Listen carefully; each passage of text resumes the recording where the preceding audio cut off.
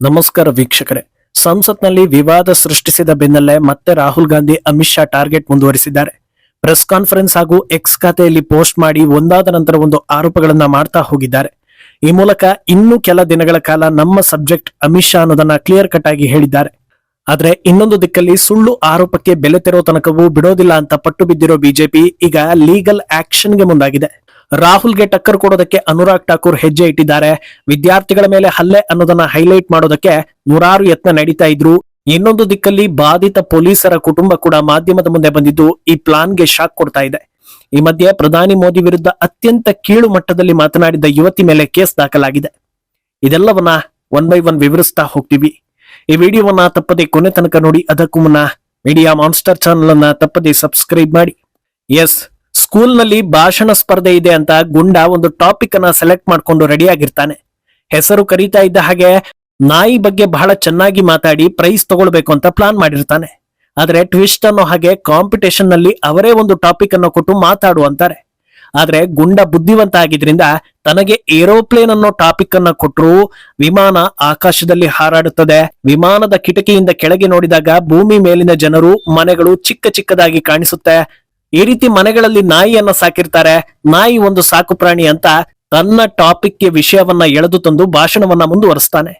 ಅದೇ ರೀತಿ ರಾಜಕೀಯದಲ್ಲೂ ಕೆಲವೊಮ್ಮೆ ವಿರೋಧಿಸೋದಕ್ಕೆ ಟಾಪಿಕ್ ಸಿಗೋದಕ್ಕಿಂತ ಹೆಚ್ಚಾಗಿ ಸಿಕ್ಕ ಟಾಪಿಕ್ ಅನ್ನ ತಮಗೆ ಹೇಗೆ ಬೇಕೋ ಹಾಗೆ ತಿರುಗಿಸಿಕೊಳ್ಳೋ ಕೆಲಸಗಳು ಆಗೋದನ್ನ ಜನರು ಗಮನಿಸ್ತಾ ಇರ್ತಾರೆ. ಧರ್ಮೇಂದ್ರ ಪ್ರಧಾನ್ ರಾಜೀನಾಮೆ ಬೆನ್ನಲ್ಲೇ ಕೆಲ ಗಂಟೆಗಳ ಕಾಲ ಪ್ರೊಟೆಸ್ಟ್ ವಿಚಾರ ತಣ್ಣಗಾಗಿತ್ತು. ಎಲ್ಲಾ ರಾಜಕೀಯ ನಾಯಕರ ಪ್ಲಾನ್ಗಳು ಅದಲು ಬದಲಾಗಿದ್ವು. ಈ ಹೊತ್ತಲ್ಲಿ ನಮ್ಮ ಟಾರ್ಗೆಟ್ ಅಮಿತ್ ಶಾ ಅನ್ನೋ ಹಿಂಟ್ ಅನ್ನ ಕಾಂಗ್ರೆಸ್ ಕೊಟ್ಟಿತ್ತು. ಆದ್ರೆ ಗುಂಡು ಹೊಡೆಯೋದಕ್ಕೆ ಅಮಿತ್ ಶಾ ಆರ್ಡರ್ ಕೊಟ್ರು ಅನ್ನೋ ಆಧಾರವಿಲ್ಲದ ಹೇಳಿಕೆ, ಅದು ಸೆಷನ್ ನಲ್ಲಿ ರಾಹುಲ್ ಗಾಂಧಿ ಕಡೆಯಿಂದ ಬರುತ್ತೆ ಅಂತ ಯಾರೂ ಯೋಚಿಸಿರ್ಲಿಲ್ಲ. ಅದು ಕೂಡ ನಡೆದು ಹೋಯ್ತು. ಅದಕ್ಕೆ ವಿರೋಧವು ವ್ಯಕ್ತವಾಯಿತು. ಕಾಂಟ್ರವರ್ಸಿ ಆಗಿದ್ರಿಂದ ಈ ವಿಚಾರವನ್ನ ಕೈ ಬಿಡ್ತಾರಾ ಅಂತ ನೋಡಿದ್ರೆ ಅದನ್ನ ಇನ್ನೊಂದು ಲೆವೆಲ್ಗೆ ತಗೊಂಡು ಹೋಗೋ ಕೆಲಸಗಳಾಗ್ತಾ ಇದೆ. ಈ ಕುರಿತು ತಮ್ಮ ಎಕ್ಸ್ ಖಾತೆಯಲ್ಲಿ ಪೋಸ್ಟ್ ಮಾಡ್ಕೊಂಡಿರೋ ರಾಹುಲ್, ನೀವು ಜನ್ಜಿಗಳನ್ನ ಸೈಲೆಂಟ್ ಮಾಡೋದಕ್ಕೆ ಆಗೋದಿಲ್ಲ. ಮೊದಲಿಗೆ ಅವರ ಬೆನ್ನು ಮೂಳೆಯನ್ನ ಮುರಿದ್ರಿ, ಈಗ ಅವರ ಮೇಲೆ ಕೇಸ್ ಹಾಕ್ತಾ ಇದ್ದೀರಿ. ಇದೆಲ್ಲ ಆಗಿನ ಕಾಲದಲ್ಲಿ ನಡೀತಾ ಇತ್ತು. ಭವಿಷ್ಯದಲ್ಲಿ ಇದನ್ನೆಲ್ಲ ಮಾಡಿ ಗೆಲ್ತೀವಿ ಅಂತ ಯೋಚಿಸಬೇಡಿ ಅಂತ ಹೇಳಿದ್ದಾರೆ. ಮೊದಲನೆಯದಾಗಿ ಪೊಲೀಸರು ವಿದ್ಯಾರ್ಥಿಗಳು ಪ್ರತಿಭಟನೆ ಮಾಡೋದೇ ತಪ್ಪು ಅಂತ ಲಾಠಿ ಚಾರ್ಜ್ ಮಾಡಿರೋದಲ್ಲ, ಸಂಸತ್ ಭವನಕ್ಕೆ ನುಗ್ಗೋದಕ್ಕೆ ಹಾಗೂ ಕಲ್ಲೆಸೆಯೋದನ್ನ ತಪ್ಪಿಸೋದಕ್ಕೆ ಮಾಡಿದ್ದು ಅನ್ನೋದು ಸಾಮಾನ್ಯ ಜ್ಞಾನ ಇರುವವರಿಗೆ ಗೊತ್ತಾಗಿದೆ. ಎರಡನೆಯದಾಗಿ ಇಷ್ಟಾದ ಬಳಿಕವೂ ಪ್ರೊಟೆಸ್ಟ್ ನಲ್ಲಿ ಭಾಗಿಯಾಗಿರೋ ಎಲ್ಲರ ಮೇಲೂ ಕೇಸ್ ದಾಖಲಿಸದೆ ಶಾಂತಿಯುತವಾಗಿ ಪ್ರೊಟೆಸ್ಟ್ ಮಾಡ್ತಾ ಇರುವವರನ್ನ ಬಿಟ್ಟು ಕೇವಲ ಗಲಭೆಗೆ ಯತ್ನಿಸಿದವರ ಮೇಲೆ ಮಾತ್ರ ಆಕ್ಷನ್ ಅಂತ ಸರ್ಕಾರ ಸ್ಪಷ್ಟಪಡಿಸಿದೆ. ಮೂರನೆಯದಾಗಿ ಪ್ರತಿಭಟನೆ ಮಾಡ್ತಾ ಇದ್ದವರಲ್ಲಿ ಎಲ್ಲರೂ ವಿದ್ಯಾರ್ಥಿಗಳಲ್ಲ. ಅದರಲ್ಲಿ ರೇಪ್ ಕೇಸ್ ಇದ್ದವರು, half murder, full murder case ಇದ್ದವರು, ದರೋಡೆ ಮಾಡಿದವರು, ಸಮಾಜ ಘಾತುಕ ಕೆಲಸಗಳಲ್ಲಿ ಉನ್ನತ ಪದವಿಯನ್ನ ಪಡೆದವರು ಇದ್ರು ಅನ್ನೋದು ಸಾಬೀತಾಗಿದೆ. ಅಲ್ಲಿದ್ದವರೆಲ್ಲ ಜನ್ಸಿಗಳಲ್ಲ ಅನ್ನೋದು ಎಲ್ಲರಿಗೂ ಗೊತ್ತಾದ ಬಳಿಕವೂ ರಾಹುಲ್ ಈ ರೀತಿ ಆರೋಪ ಮಾಡ್ತಾ ಇರೋದು ರಾಜಕೀಯ ಲಾಭಕ್ಕಾಗಿ ಅಲ್ಲದೆ ಇನ್ನೇನು ಅಲ್ಲ ಅನ್ನೋ ರೀತಿ ಗುರುತಿಸಿಕೊಳ್ತಾ ಇದೆ. ಇದರ ಜೊತೆಗೆ ಪೊಲೀಸರ ಲಾಠಿ ಚಾರ್ಜ್ ನ ಹಲವು ವಿಡಿಯೋಗಳನ್ನ ಶೇರ್ ಮಾಡಿರೋ ರಾಹುಲ್ ಗಾಂಧಿ ಇದರ ಬಗ್ಗೆ ಸುಪ್ರೀಂ ಕೋರ್ಟ್ ಗಮನ ಹರಿಸಿ ಇಂಡಿಪೆಂಡೆಂಟ್ ತನಿಖೆಗೆ ಆದೇಶವನ್ನ ನೀಡಬೇಕು ಅನ್ನೋ ಮನವಿಯನ್ನ ಮಾಡಿದ್ದಾರೆ. ಆದ್ರೆ ಇದು ಸೆಲೆಕ್ಟಿವ್ ಅಂತ ಅನ್ನಿಸ್ಕೊಳ್ತಾ ಇದೆ. ಯಾಕಂದ್ರೆ ಪ್ರತಿಭಟನೆ ಶುರುವಾಗಿ 20 ದಿನಗಳ ಕಾಲ ಪೊಲೀಸರು ಆ ಸ್ಥಳದಲ್ಲೇ ಇದ್ರು. ಯಾರು ಕೂಡ ಲಾಠಿ ಚಾರ್ಜ್ ಮಾಡ್ಲಿಲ್ಲ. ಪ್ರತಿಭಟನೆ ದೊಡ್ಡದಾದಾಗ್ಲೂ ತಾಳ್ಮೆಯಿಂದಲೇ ಇದ್ರು. ನುಗ್ಗಿ ಬರೋವಾಗ್ಲೂ ತಡೆಯೋದಕ್ಕೆ ಯತ್ನಿಸಿದ್ರೆ ಹೊರತು ಹೊಡೆಯೋದಕ್ಕೆ ಮುಂದಾಗ್ಲಿಲ್ಲ. ಆದ್ರೆ ಯಾವಾಗ ಪರಿಸ್ಥಿತಿ ಕೈಮೀರಿ ಹೋಗಿ ಕಲ್ಲೆಸೆತ, ವಾಹನಗಳನ್ನ ಪುಡಿಗಟ್ಟೋದು, ಸಂಸತ್ ಭವನಕ್ಕೆ ನುಗ್ಗಿ ದಾಂಧಲೆ ಮಾಡೋ ಯತ್ನಕ್ಕೆ ಕೈ ಹಾಕಿದ್ರು, ಆಗ ಲಾಠಿ ಚಾರ್ಜ್ ಅನ್ನ ಮಾಡಿದ್ರು. ಇದಕ್ಕೂ ವಿಡಿಯೋ ಸಾಕ್ಷಿಗಳಿವೆ. ಇಡೀ ದೇಶಕ್ಕೆ ಪ್ರಧಾನಿ ಆಗ್ಬೇಕು ಅಂತ ಯೋಚಿಸ್ತಾ ಇರೋ ರಾಹುಲ್ ಎಲ್ಲಾ ಆಯಾಮದಲ್ಲೂ ಯೋಚಿಸಬೇಕಲ್ವಾ? ಕೇವಲ ತಮಗೆ ಬೇಕಾದಷ್ಟು ಮಾತ್ರ ಯೋಚಿಸಿದ್ರೆ ಹೇಗೆ ಅನ್ನೋದು ಭಾರತೀಯರ ಪ್ರಶ್ನೆ. ಅಮಿತ್ ಶಾರನ್ನ ಎಷ್ಟೇ ಟಾರ್ಗೆಟ್ ಮಾಡಿದ್ರು ಸಂಸತ್ನಲ್ಲಿ ಆಗಿರೋ ವಿವಾದವನ್ನ ಬಿಡೋದಿಲ್ಲ ಅಂತ ಅನುರಾಗ್ ಠಾಕೂರ್ ಈಗ ಚಾಲೆಂಜ್ ಮಾಡ್ತಾ ಇದ್ದಾರೆ. ರಾಹುಲ್ ವಿರುದ್ಧ ಬ್ರೀಚ್ ಆಫ್ ಪ್ರಿವಿಲೇಜ್ ನೋಟಿಸ್ಗೆ ಅನುರಾಗ್ ಮುಂದಾಗಿದ್ದಾರೆ. ಇದರಲ್ಲಿ ಅಮಿತ್ ಶಾ ವಿರುದ್ಧ ಆಧಾರವಿಲ್ಲದ ಆರೋಪ ಸೇರಿದಂತೆ ಅನ್ಪಾರ್ಲಿಮೆಂಟರಿ ಪದಗಳ ಬಳಕೆ, ಸಂಸತ್ ನಿಯಮಗಳ ಉಲ್ಲಂಘನೆ ಇದೆಲ್ಲವನ್ನು ಸೇರಿಸಿ ಕಾನೂನಾತ್ಮಕವಾಗಿ ಹೆಜ್ಜೆ ಇಡ್ತಾ ಇದ್ದಾರೆ. ಈ ರೀತಿ ಹಲವು ಸಂದರ್ಭಗಳಲ್ಲಿ ರಾಹುಲ್ ಕಾನೂನು ಸಮಸ್ಯೆಗಳನ್ನ ಎದುರಿಸಿ ಕೊನೆಗೆ ಬೇಷರತ್ ಕ್ಷಮೆ ಯಾಚಿಸೋ ಹಂತಕ್ಕೂ ಬಂದು ನಿಂತಿದ್ದಕ್ಕೆ ಉದಾಹರಣೆಗಳಿವೆ. ರೀಸೆಂಟ್ ಆಗಿ ಮಧ್ಯಪ್ರದೇಶದ ಮಾಜಿ ಸಿಎಂ ಹಾಗೂ ಕೇಂದ್ರ ಸಚಿವ ಶಿವರಾಜ್ ಸಿಂಗ್ ಚೌಹಾಣ್ ಪುತ್ರನ ವಿರುದ್ಧ ಆಧಾರವಿಲ್ಲದ ಆರೋಪ ಮಾಡಿ ಅದು ಕೋರ್ಟ್ ನಲ್ಲಿ ಡಿಫೆಮೇಷನ್ ಕೇಸ್ ಹಾಕೋ ತನಕ ಹೋಗಿ ರೀಸೆಂಟ್ ಆಗಿ ಬಂದ ತೀರ್ಪಿನ ಬೆನ್ನಲ್ಲೇ ತಪ್ಪಾಯಿತು ಅಂತ ರಾಹುಲ್ ಬೇಷರತ್ ಕ್ಷಮೆ ಯಾಚಿಸಿದ್ರು. ಈಗ ಇದು ರಿಪೀಟ್ ಆಗೋ ಲಕ್ಷಣಗಳು ಕಾಣಿಸ್ತಾ ಇದೆ.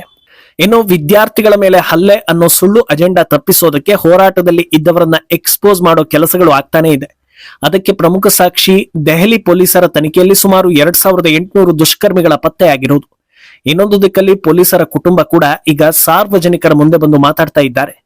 ಗಂಭೀರ ಗಾಯಗಳಿಗೆ ತುತ್ತಾಗಿ ಆಸ್ಪತ್ರೆಯಲ್ಲಿ ಚಿಕಿತ್ಸೆ ಪಡಿತಾ ಇರೋ ಅಧಿಕಾರಿಗಳ ಹೆಂಡತಿ, ಪೋಷಕರು, ಮಕ್ಕಳು ಎಲ್ಲರೂ ಕೂಡ ಬಂದು ತಮ್ಮ ನೋವನ್ನ ಹೇಳ್ಕೊಳ್ತಾ ಇದ್ದಾರೆ. ಹಾಗೆ ತಮಗೆ ನ್ಯಾಯ ಬೇಕು ಅಂತ ಬೇಡಿಕೆಯನ್ನು ಕೂಡ ಇಡ್ತಾ ಇದ್ದಾರೆ. ಈ ಪೈಕಿ ಮಾತಾಡಿರೋ ಕೆಲ ಮಕ್ಕಳು ಹೇಳಿರೋದು, ನಮ್ಮ ತಂದೆ ಪ್ರತಿದಿನ ರಾತ್ರಿ ಮನೆಗೆ ಬಂದು ಅಲ್ಲಿನ ಘಟನೆಗಳನ್ನ ವಿವರಿಸ್ತಾ ಇದ್ರು.